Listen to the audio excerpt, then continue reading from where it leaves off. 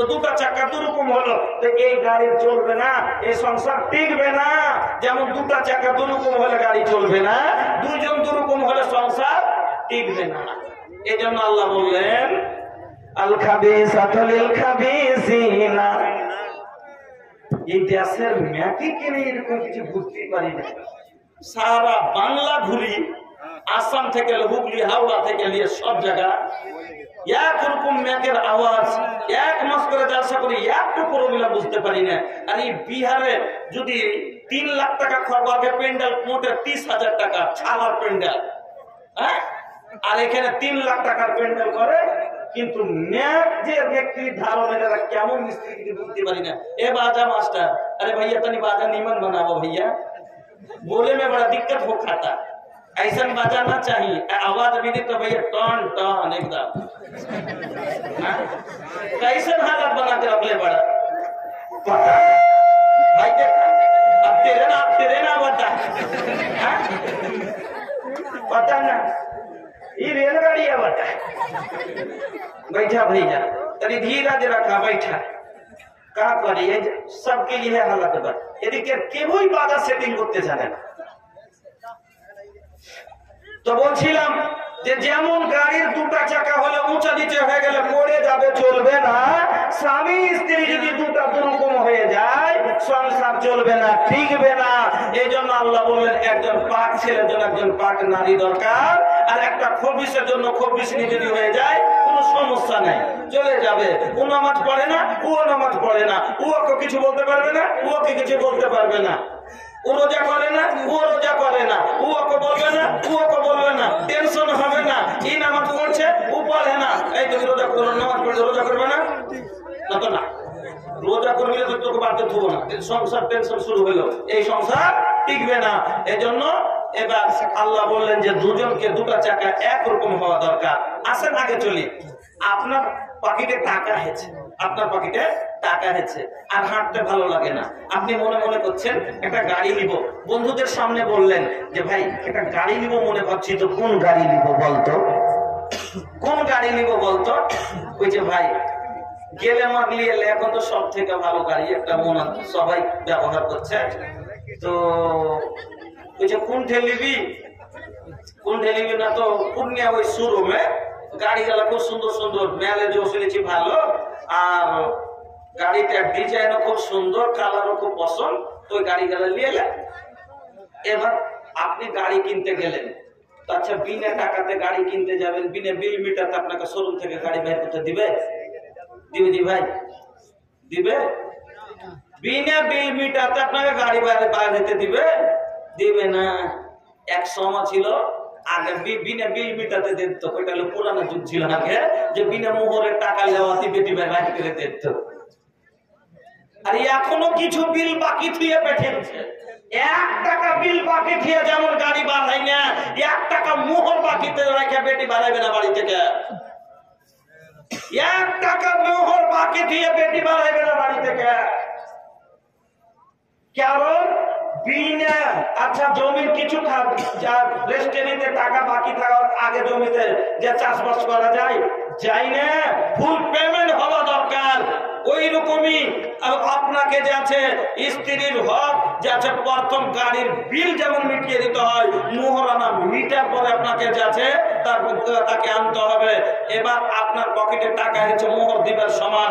আপনার বিয়ে করার মনে হয়েছে, ই ছোঁড়ারা তো বিহা না বিহা, শিরওয়ানি পরবো আর একটা লম্বা টুপি লাগাবো আর কবুল কাবিল করবো আর বহুলিয়ে মারবো দৌড়। কবুলের মানে বুঝেছে? কবুলের মানে এটা লয় যে বিয়ে করে বউলে খালি ঘরে চলে আসা।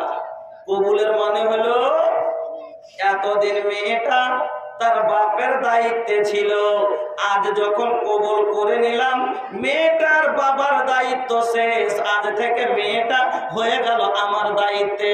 এর সুতার জন্য যে খাটটা লাগবে সেটাও কবুল। এটা হলো যে পালমার বাপের বাড়ি রান্না, এই খাটও কবুল। যে হাঁড়িতে রান্না করবে হাঁড়িটা কে আনে? না তো বেটি আনে। এই হাঁড়িটাও কিনতে তোমাকে হবে, যে থালাটা দেখাবে সেটাও তোমাকে কিনতে হবে। বিছানের চাদর বেঁধে আনে, এটাও আনতে হবে না, এটাও তোমাকে কিনে দিতে হবে। তার অসুখ, তার খাওয়া পড়া ভরণ পোষণ যা লাগবে, তার জীবনের সব কিছু কবুল। তার মানে হলো কবুল। এটা লয় যে ভুট্টা খাটাইতে ভুট্টা 3 মাস, ও 33 বিঘা খালি ভুট্টা লাগাচ্ছে। কয় বিঘা? 33 বিঘা। আর ভুট্টা সারতে সারতে সারতে ওর শরীরের রক্ত পানি হয়ে গেছে, আর হিলতে পারে না।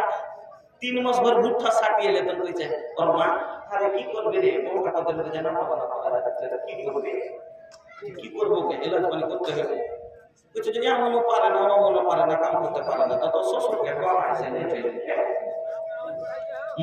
মুখের উপরে জুতা। আবার 3 মাসের তার বেলাতে যদি ওর বাপের বাড়িতে থেকে যদি একদিন কহে যে বেটিটা পারে না বাবু, 10 দিন পেটাবো না, দেখছিস কত কাম চুনি, ওর বাপ কত তো দেখছিস কেমন করে বাচ্চাকারি করছে। ওর বেলাতে তখন কাম চোর, আর ওর বাড়ির বেলাতে তখন 3 মাস খাটিয়ে নিয়ে এরা যে টাকা দেওয়ার বেলাতে তো শ্বশুরকে পাইছে লিখবে। এটার মানে কবুল নয়, ওর অসুখের টাকাও কবুল, যা লাগবে সব কবুল। এবার কবুল করেছেন আপনি। আপনাকে যেটা আমি বোঝাইতে চাইছি, বিয়ে করলেন, যেমন গাড়ি কিনলেন, আপনি গাড়িতে নিয়ে আপনি বাড়িয়েছেন, আর বেরিয়ে গাড়ির উপরে বসেছেন আর সেলফ দিয়েছেন, গাড়ি একবারে ছেড়েছেন, সাইডের স্পিরিটে দৌড়িয়ে চলে যাচ্ছেন, সাইডের স্পিরিটে দৌড়িয়ে চলে যাচ্ছেন। হঠাৎ করে সামনে একটা বাচ্চা দৌড়িয়ে চলে এসছে, হঠাৎ একটা সামনে বাচ্চা দৌড়িয়ে এসছে, আপনি ব্রেক করলেন, গাড়ি ব্রেক করলেন, কিন্তু আপনার ব্রেক কাজ করলো না, গাড়ির ব্রেক কাজ করলো না। আচ্ছা বলেন তো অ্যাক্সিডেন্ট হবে না? হবে না? ব্রেক কাজ করলো না, অ্যাক্সিডেন্ট হবে না? হবে না? হবে। কেন? ব্রেকের যেটা দায়িত্ব ছিল গাড়িকে রুকে দেওয়া, এ ব্রেক নিজের দায়িত্ব পালন করলো না, যার কারণে অ্যাক্সিডেন্ট হলো। আজ সংসারে আমাদের অ্যাক্সিডেন্ট কেন হয়, সংসারে ঝামেলা কেন হয়? এক মহিলা যা ওর সার্ভিস দেওয়া কর্তব্য ছিল পালন করে না, যার কারণে সংসারে অশান্তি। বন্ধুরা আমার, আগে চলুন। এটা হলো এদিকে গাড়ি ভালো, নতুন গাড়ি, কালাজ ফালাজ সব ভালো আছে, কোনো ব্যাপার নাই, কিন্তু জীবনে ড্রাইভিং করেনি, জীবনে গাড়ি চালাইনি। ই মনে করছে গাড়ি চালা না চালা, সবকে দেখছি উপরে বসে থাকছে, হ্যান্ডেল ধরে থাকছে, আর উপরে উড়ে চলেছে, আমিও উপরে বসবো, হ্যান্ডেল ধরবো, উড়ে চলে যাবো, এই মনে করেছে। ই জানে না যে গিয়ার চেঞ্জ করতে হয়, ই জানে না যে ধীরে ধীরে কালার ছাড়তে হয়, ই কিছু বুঝে না। এবার ওই রকম করে ই মানে ছেড়ে গাড়িতে চড়ে ফেলেছে, আর চড়ে বাদে ভাই ডাইরেক্ট করেছে কি, এদিকে সেলফ দেওয়ার পরে গোটাই কালাজকে একবারে ঘুরিয়ে দিয়েছে। আচ্ছা কহেন তো গাড়ি থাকবে না, উল্টে ফেলে পালাবে? গাড়ি থাকবে তলে না উল্টে ফেলে দিও গাড়ি পালাবে? আগে পালিয়ে যাবে। আজ আপনার আমার স্ত্রী কেন আপনার আমার হাতের মুঠো নাই, কেন নাগালে নাই? তার কারণ হলো এর স্ত্রী ঢিল হয়ে আছে, এই পুরুষ তাকে ঢিল দিয়ে রেখেছে।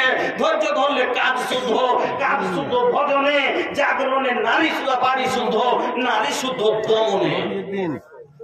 উঠে কালাজকে যেরকম ধরে রাখতে হয়, স্ত্রীকে কালাজকে টাইট করে রাখতে হবে। চলুন, তাহলে বলবেন মুরগি সাহেব, সংসারকে চালাতে গেলে ড্রাইভ জানতে হবে।